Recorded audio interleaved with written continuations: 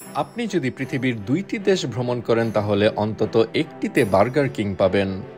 কিন্তু জানেন কি পৃথিবীর ১০০টিরও বেশি দেশে ব্যবসা করা আমেরিকান এই ফাস্টফুড রেস্টুরেন্টের ব্যবসা করা নিষিদ্ধ খোদ আমেরিকারই একটি স্থানে?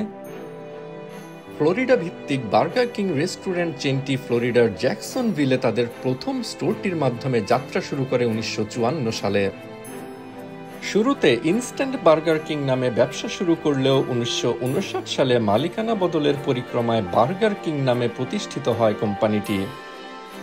আর বার্গার কিং নামেই পুরো আমেরিকা জুড়ে শুরু হয় তাদের রেস্টুরেন্ট ব্যবসা। কিন্তু ফ্লোরিডার বার্গার কিং তখনও জানত না তাদের থেকে হাজারখানেক মাইল দূরে ইলিনয় অঙ্গরাজ্যের ছোট্ট শহর মাটুনে অন্য আরেকটি রেস্টুরেন্ট তাদেরও আগে একই নামে ব্যবসা খুলে বসে আছে। পারিবারিক ব্যবসা হলেও মাটুনের এই বার্গার কিং ছিল ইলিনয় অঙ্গরাজ্যে নিবন্ধিত একটি রেস্টুরেন্ট। ফ্লোরিডার বার্গার কিং যখন ইলিনয় অঙ্গরাজ্যে এসেও একের পর এক রেস্টুরেন্ট খুলতে থাকে তখন ম্যাটুনের বার্গার কিং এর মালিক দম্পতি চিন্তিত হয়ে পড়েন। এক পর্যায়ে তাদের নিবন্ধিত নাম নিয়ে ব্যবসা করার অভিযোগে ফ্লোরিডার বার্গার কিং এর বিরুদ্ধে ইলিনয় রাজ্যের কোর্টে মামলাও ঠুকে দেন তারা। মামলা ইশার রাষ্ট্রীয় আইনে নিবন্ধিত ফ্লোরিডার বার্গার কিং কি তাতে দমে থাকে? ইলিনয়ের কোর্টে করা মামলার জবাবে রাষ্ট্রীয় কোর্টে আরেক মামলা ঠুকে দেয় রেস্টুরেন্ট চেইন বার্গার কিং। ছোট বড় দুই বার্গার কিং এর অসম এই লড়াইয়ে ফলাফল আসে আদালতের রায়ে। রাষ্ট্রীয় আইন রাজ্যের আইনের উপরে হওয়ায় রায় যায় অনেকটা রেস্টুরেন্ট চেইন বার্গার কিং এর দিকেই।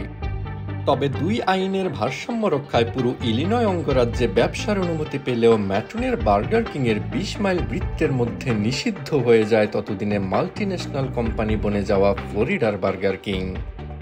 তাছাড়া মাটুনের বার্গার কিং এর কখনোই তাদের দ্বিতীয় কোনো রেস্টুরেন্ট খোলার পরিকল্পনা ছিল না।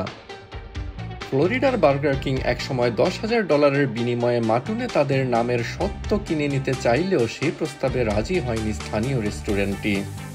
বর্তমানে তাই ইলিনয় অঙ্গরাজ্যে বার্গার কিং এর ৩ শতাধিক রেস্টুরেন্ট থাকলেও নেই মাটুনের ধারে কাছে একটিও। এখানে শুধুই আসল বার্গার কিং এর ব্যবসা, যার যাত্রা শুরু ১৯৫২ সালে।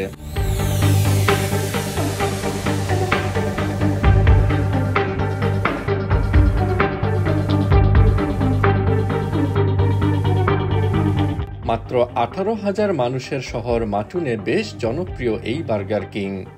মালিকানা বদলের পরিক্রমায় কিংবা জনপ্রিয়তায় বর্তমানে যার আরেক নাম দি অরিজিনাল বার্গার কিং।